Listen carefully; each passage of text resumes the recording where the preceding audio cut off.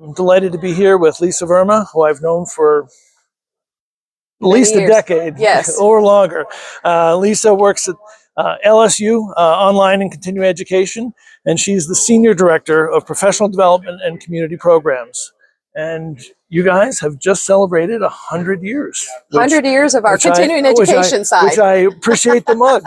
So thank you so much. Yes. And my wife appreciates the tumbler. Mug, so yes. Yeah, it's 100 years on our continuing education side of the house. Obviously online, we have been doing 100 years, but distance education, we've been in the business of distance education for over 100 years now. Our very first foray was we had teachers that needed to be trained, and it was hard to get to LSU, so we sent instructors and faculty to where they were. So we went to where they were in the state of Louisiana to get the training they needed to continue in their education. Yeah, you have a lot of ground to cover there, and people aren't as mobile. Correct, so especially in 1924. Well, definitely then. But definitely in 1924, yes. Yeah. And so, talk about the evolution to online and how you guys have moved into that space. Because you've been a relatively early adopter, right. So you're more mature. It's quite an evolution. Say pre-COVID. Pre-COVID, right. Quite an evolution. We had definitely the distance learning where we took the training or took the education to whatever part of the state that needed it, almost like an extension type thing, kind of like agricultural schools do the extensions.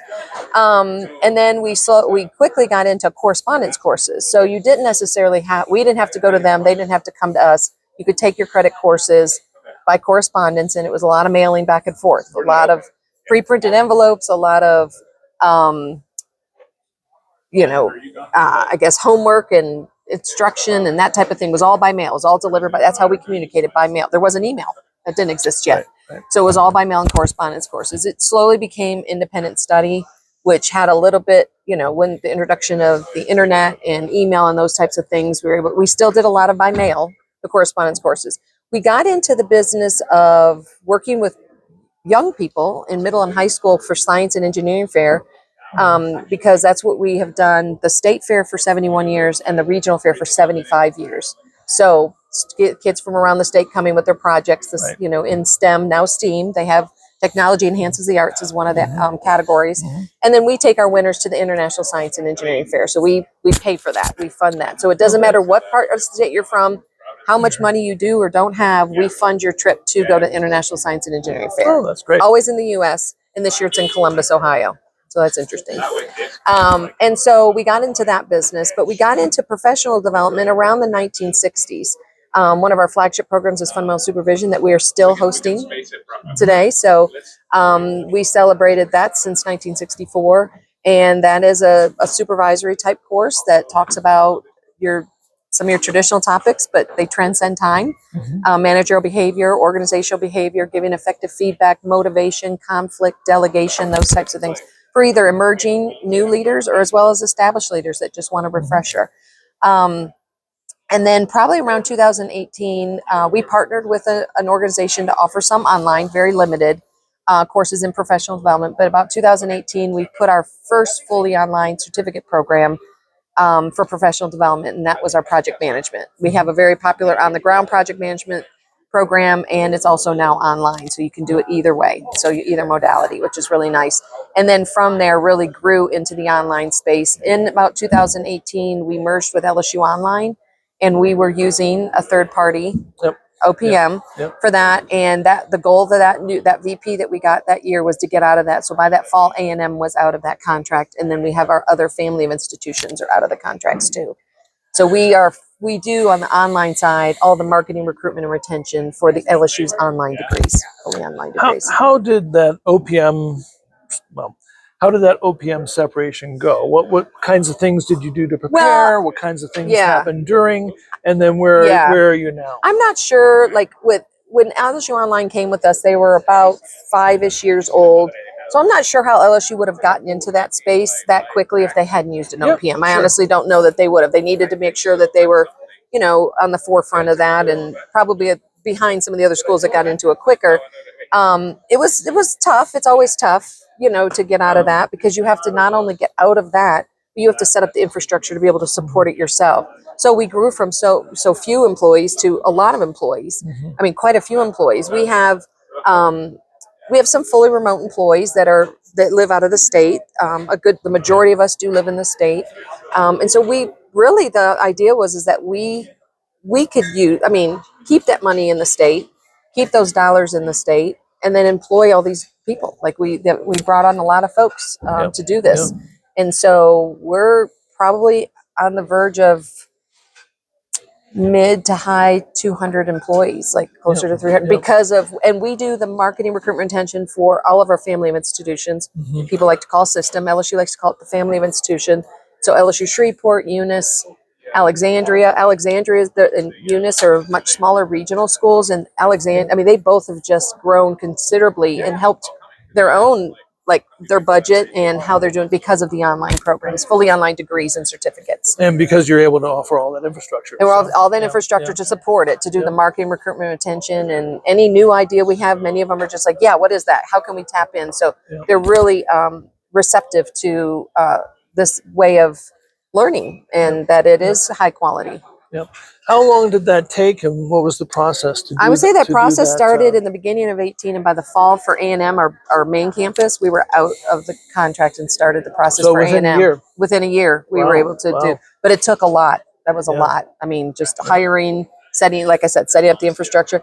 Not only hiring we have enrollment coordinators that when you first call and are interested, they send you to an enrollment coach. That coach helps you get your application and everything submitted. And then once you're in the program and you've accepted, then you have a student success coach. So they had to hire all those people on, but we also had to ramp up our marketing department. I mean, other than our athletic department, I mean, I'd venture to say we're one of the larger marketing departments on campus because of all that we have to do. You have athletics at LSU? Yeah, just a few. Just a couple, 2-3? Yeah, we won a few national championships here and there. I'm aware. I'm aware. Yes. In terms of that process of hiring and working with, what kinds of things do you see as critical if someone's thinking about doing that separation? What are some areas, I'll say pitfalls or tips that you would suggest that someone think about as they do their transition? Definitely have your leadership. Like we report directly to academic affairs, so definitely have your leadership on board that this is what you need to do. Have your human resource department on board, so you need to do some quick hiring. Not that we go through the whole process. We don't skip any steps in hiring, but knowing that it was going to have to be they've dedicated a couple folks just to help get us hire, the HR department, just to get us up and running. So they were very helpful and instrumental in getting that done, because we had to hire quite a few. So having that upper administration and getting that hiring done, and then bringing in especially on the marketing, recruitment, retention, bringing in some folks that had some experience in that area. And how about from a business process and technology and things? Can you talk through that? Yeah, we definitely had to loop up and decide what the technology is. We use Five9 as our dialing system. We use Salesforce that we just migrated over Education Cloud. So those are two of our main things that we're doing. We have chat feature now. We had to that was more recently, bringing in some of the chat feature for that. And some of that is also bringing that into continuing education side too. So we have a smaller team on our recruitment retention side. We do the marketing. We've always done the marketing, recruitment, retention for continuing education, but bringing that same technology and those same ideas over to the CE, but understanding that it's different than the degree side. It's continuing education side doesn't really have the whole application cycle. And so we don't have to, or getting admitted to the university. Our online distance learning, which was our previous independent study or correspondence courses, those programs, you don't have to be admitted to the university, so they're on the continuing education side. You can, and we have people from many of the states and around the world that take those courses, and they just want to transfer back to the university. And their consideration cycles are much shorter. Their consideration cycles, and it's a one fee, pay you this fee, and it covers your core, your 3 credit hour course, and so it's a reasonable fee from a state university, so that's good. When I think of Lisa Verma, I think of workforce. Yes, and I think of the many things you've done, and the I'll say the very thoughtful investment that you've made in developing relationships. Yes. Working on grants. You've been, I would say, at expert level of figuring that labyrinth out. And I say labyrinth because it's not easy for everybody, but I think it's something that you're really quite expert at. And if you can talk about, I'll say, what you've learned and Yes. what you would suggest to people as they think about trying to address the workforce or We've workforce needs. yes. Yep. We've had a long history in workforce development. Our one of our flagship, we're a flagship university. One of our flagship programs of continuing education is a course called Fundamentals of Supervision. And basically, in the early '60s, business and industry, especially up and down the river, which is in industrial, because we have manufacturing and oil and gas, they just said we're promoting and we're supporting, but promoting our best operators, our best engineers, our best people on the front line into supervision roles, but we've given them no tools to help them with that. They know engineering, or they know operations, or they know logistics, they know the front of the house banking, that type of thing, but they don't necessarily. So at the time they said we're creating a situation where they're not going to succeed easily, and so we need help. So they developed fundamental supervision. Like I said, to this day we're still teaching it. One of our instructors has been teaching it for 40 years. I can't imagine his energy level 40 years ago, because he has high energy now. And so it just is surprising to me. But it's still, I mean, we offer open enrollment. They come to the campus 8 times a year. We fill those classes up to about 30, 36 people. We do custom and on-site. So we'll take that course and take it anywhere in the state or out of the state. We've gone as far as Washington State, as south as Virgin Islands years ago. And so depending on where we need to go, we'll take the course to them, and it is face-to-face and in person, and it's still very successful. That's one of the things I'm seeing, is that moving to the online side, which we have a very robust professional development online group and a list of courses, it's still doing that in-person training. We have a class going on this week, and the whole team that's going through that class for this company took the DISC assessment, and we have an instructor going in there to talk about what that means as an individual, what that means as a group. We do a lot of a company mid-state, kind of in the middle part of our state, that anytime they have a large enough, about 20 cohort worth of new employees, everybody goes through our 3-hour session of emotional intelligence in person, and we send an instructor there. So some of it are customized, like the emotional intelligence or the DISC training. Sometimes we're bringing fundamental supervision or project management to their site. Sometimes they said, okay, we want your fundamental supervision class. You cover about 6 topics. We take out one of those and add this new topic? So we'll kind of customize that as well. But we have a pretty robust offering in both in-person, open enrollment, and customized and on-site. Just leave it right. And that's not something you see as much of anymore. Yeah, I was just going to say, especially with the CPO groups. have you looked at bringing simulations and online? Have you looked at that for that program? Well, we do, and we have a fully robust offering of our professional development online courses. So we're all in for the first-time supervisor. We do. We have a management leadership microcert, and it's a series. It's a series of 6 courses that pretty much cover the same 6 topics as fundamental supervision in a different way, because there's a lot of interactive group things that happen, and our courses on online are asynchronous. So there's not a cohort. You sign up today, I sign up tomorrow. We're on a different path automatically. And so we did bring that so that there is a microcert series for management and leadership that mirrors that fundamental supervision in a different way as much as we can. So workforce. Yes. Workforce today, 2025. Yes. What do you see coming? And well, I'll start with what do you see coming, and then go to what are you anticipating doing to address what's coming? What I see coming is almost like what I've seen now, is that interpersonal skills. You might have all the technical skills in the world, but what transcends kind of time is that interpersonal skills.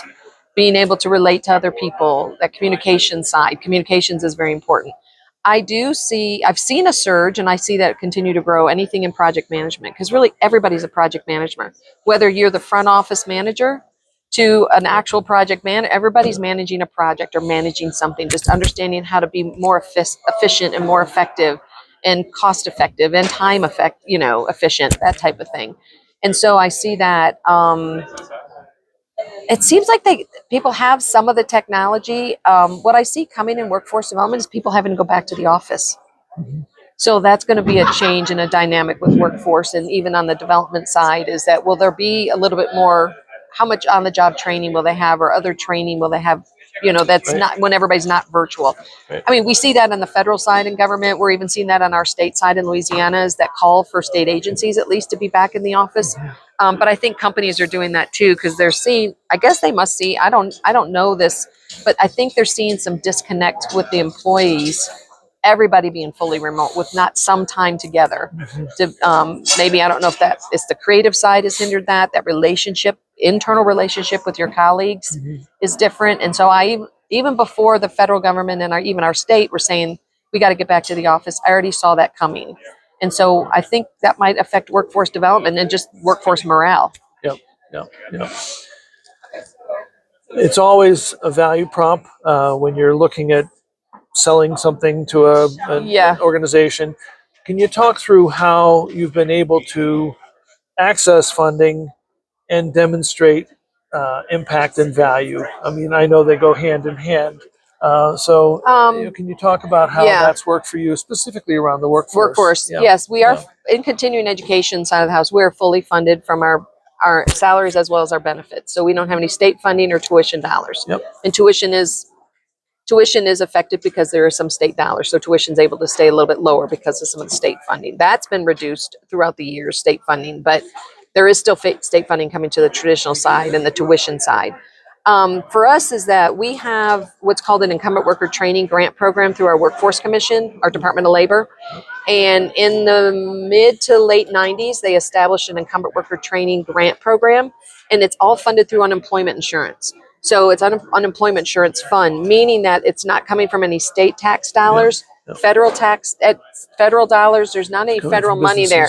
The businesses are paying their tax liability into unemployment insurance, and they're able to get back some money through training grants. They have a small business employee training grant, which makes it quite easy for people that are 50 employers that are 50 or less to just grab some off the shelf. They put in a really pretty simple application. I'd like my employees to take this training. They get approved, they pay for the training, they get our certificate or receipt, and they get reimbursed after. There's a customized training grant program that if you have over 50, you have to have at least 15 employees, but definitely over 50, where we're the fiscal agent of the grant. So we handle all of the money for the grant funded part of it. And so as long as the unemployment insurance fund stays at a reasonable level, and the pandemic was a tough one for the fund, that they're giving up to $20 million in workforce development grants a year. And so we've tapped into that workforce, and we've tapped into that in 2000. So we've been in it for over 25 years. And one of our largest private employers in the state, we've been working with them since 2000. It was one of our first grants. They last about a year. You're pre-approved for the money. And like I said, we are the fiscal agent of all the dollars. There are some cases where they have to share some of the costs. There's a limit of what the grant will pay for. And that we just work with that on the side. So we've been able to tap into that workforce development. It's meant to supplement the training the company's doing, but not supplant the training doing. So they want the company still spending the same amount of training dollars. But if we're able to use these funds to pay for some of that, then they can use those funds to pay for something additional, something else. For the system, or is it family? The family of institutions. The family of institutions. Yes. How have you helped these other, I'll call it maybe smaller, less resourced institutions in the family of institutions, both from providing, I'll call it content programming, as well as thinking about access to funding that they may not be able to navigate themselves? They are aware of the incumbent worker training program. They hadn't necessarily gotten into writing the grants as much. We've actually written in some of their courses into our grants. So LSU Shreveport has some online degree programs that we've written into a grant. So we can write in not only just workforce development, continuing education, professional development for CEUs, but we can also write credit programs into it. So we've helped in that way. And then they have a small continuing education unit, and we communicate often just about what each other are doing. They're up in Shreveport, so they are like 4.5 hours from us. In the middle of the state at LSU Alexandria, they have a small continuing education program. They've done a lot of youth programming, but they've wanted to do some professional development program. And going back to our most popular course, Fundamental Supervision, we offer that course up there for them. They kind of help them with the logistics up there, but we do a revenue share and give them revenue back. So that when we fill those classes, we pay all of the expenses we need to pay, obviously, on our end. We pay for the instructors, we pay for the materials, we get everything up to them. They just get a room and coffee and water and host them, talk Right. to the employers because they're their local Facility. employers, Yep, yep. and offer them the opportunity to network them. But then we give them a revenue share, so that does Yep. build some revenue for Yep. what they have. And we're doing that at least twice a year right now for them. No, that's great. In that, we've done project management up there before, and we've done a certified occupational safety specialist course up there, and that we'll look into maybe bringing that back. We were doing that before the pandemic, and when it all halted, we're starting to bring all that back. Yep, yep. So I'm envisioning pathways changing for recent high school grads, and reading lots about what's possible, what's likely. Yes. Beyond, fewer of them choosing to go right on to college. Correct. And hearing about pathways going directly to work, and there's obviously some education that might be needed in that. Where do you see yourselves fitting into that I'll call it Yeah. ninth grade to early employment as an adult? We are working with our online distance learning group, which is the credit side, is working a little bit with a group on campus that works with kind of like that dual enrollment side. So they're Yep. getting some of that Yep. college credit before even if they don't go to college after school or after high school, they're Right. still going to get college credit Yep. Yep. and have that to take with them. On continuing education side, a good number of our people, at least historically, and still it happens, especially from those industrial sectors, those folks went to work right out of high school. Right. And they don't have the degree. And coming to LSU and getting a certificate from us is a big deal, but also getting the training and the learning that they need.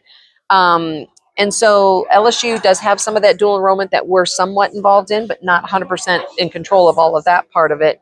But the one thing with our professional development group is over 90%, I don't know the exact percentage, it's probably even higher than that, than 90.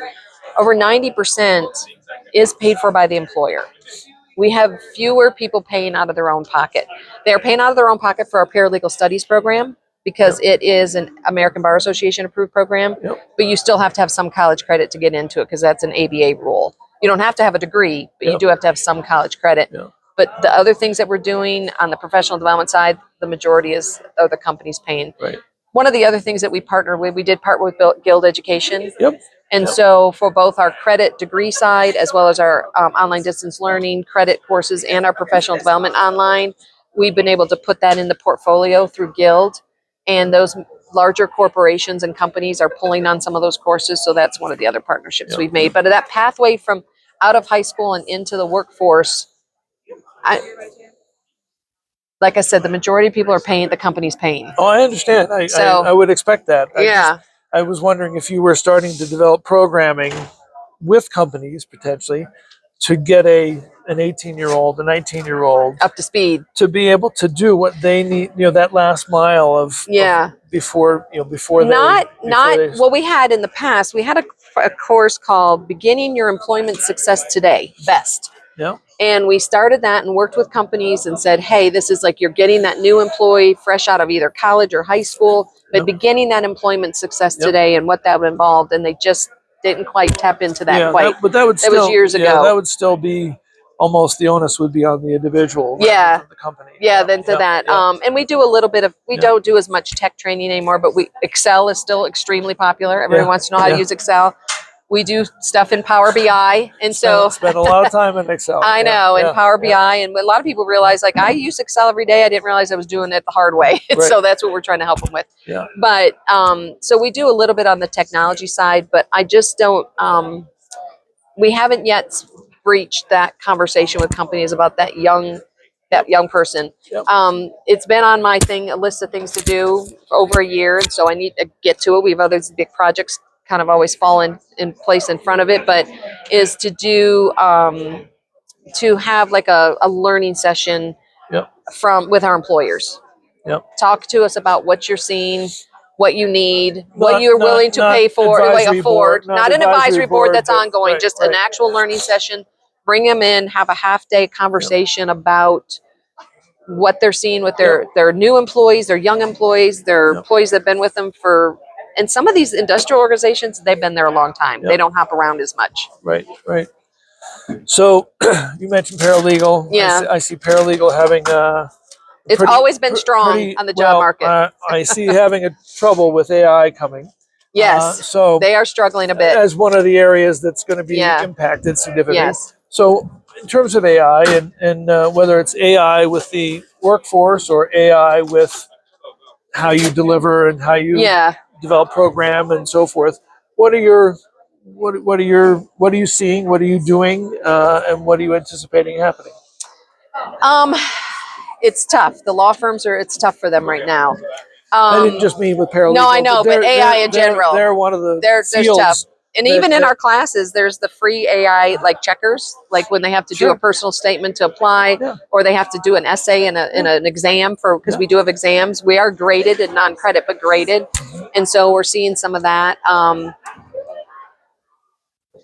I think AI was almost one of those disruptive innovations. Oh, yeah. Like they talk like with the iPhone was a disruptive innovation. most AI definitely. is definitely one. It was obviously some folks were using it long before it kind of got to the public and to the masses. And I think companies are just trying to sort through it, especially on the HR side. Making sure that they're actually talking to, like, there's the case I've seen a few stories here and there that they've interviewed virtually somebody and it's not anybody because it's an AI, it's AI. And so I think everybody's like tapping in and trying to figure out how it's going to, they know, what I hear is they know that it's here, it's going to stay. They just have to figure out how to best utilize it and then mitigate the risk. Because figuring out the risk is the hard part. It's going to be very disruptive. It is. Yeah. Ray Schroeder and I are doing a are you? piece on that. Yeah. Solar. I mean, it's kind of don't ignore it because it's there, but you have to figure out how to mitigate it. Yeah. Well, any last thoughts or, any thoughts you have that you want to leave people with? I think the biggest thing, like you mentioned right from the beginning, establish relationships with your workforce, with the individual employees coming to your training that are in your online training, in your face-to-face training, with the companies that are sending them. It's just create those relationships and stay and communicate with them often. They see us as a partner. They don't really see us as we're not profit for a sales type thing. They see us as a partner that really helps them bring their education or bring their workforce to the next level. So I think relationship building is that's kind of my biggest thing. It transcends time, another one of those transcending things, but just build those relationships. I went to a presentation years ago at a UPCA national conference, and I remember it was in Vancouver. And I'll never forget the person who was presenting said, there's this really cool new marketing thing out there, and you may or may not know about it, but there's this new thing in marketing. And he said, it's the telephone. Pick it up and talk to people. Because email had gotten so prevalent and everybody was just communicating through email and it's hard to get that nuance. They said, talk to people. Have meetings with people. Even if it's live, virtually, it has to be live, but talk to people. So go figure. Relationships. Well, thank you. And thank you. Thank you to Lisa Verma and really great to see you. Thanks, everybody.